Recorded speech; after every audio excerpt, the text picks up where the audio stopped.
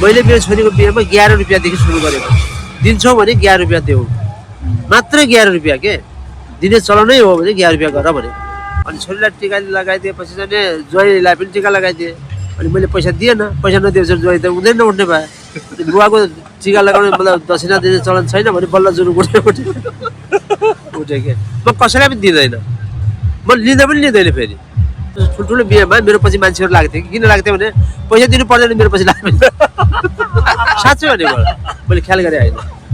अब त्यो गाउँ देहाततिर अब त्यो दिएन भन्ने कुरा काट्ने भएको भएर त्यो प्रचलनलाई अलिकति 2-4 जना साथी नै भयो नि मेरो पछि कि गर्नुपर्छ यार भने धकल्ने गर्ने भएको भएर हो होइन। होइन भनेदेखि वास्तवमा के छ भने त्यसले कम्प्यारिजन के पैसालाई कसले कति दियो भने कम्प्यारिजन गर्छ क्या मान्छेले के। दुखी छ, गरिब छ, जसले सक्दैन ऊ त्यो बिहेमा आउँछ त यहाँ बिचरा होइन, आउँदैन नि।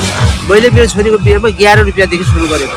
दिन्छौ भने 11 रुपियाँ देऊ, मात्र 11 रुपियाँ के दिने चलनै हो भने 11 रुपियाँ गर भने। अहिलेसम्म म टिका दान दक्षिणा म कहिले गरेकै छैन क्या। जस्तो छोरीको बिहेमा पनि मैले जस्तो दाइलाई मैले दिनुपर्छ मलाई दाइलाई दिनु, मैले टिका लगाइदिएँ, दाइले दिएँ, मलाई मतलब भयो। जस्तो बर्थडे मनाउँछ होइन, म दिन्न त्यहाँ, किनभने उसको बेफुजुल खर्च पैसा बढी भएर त गर्नु त हो नि।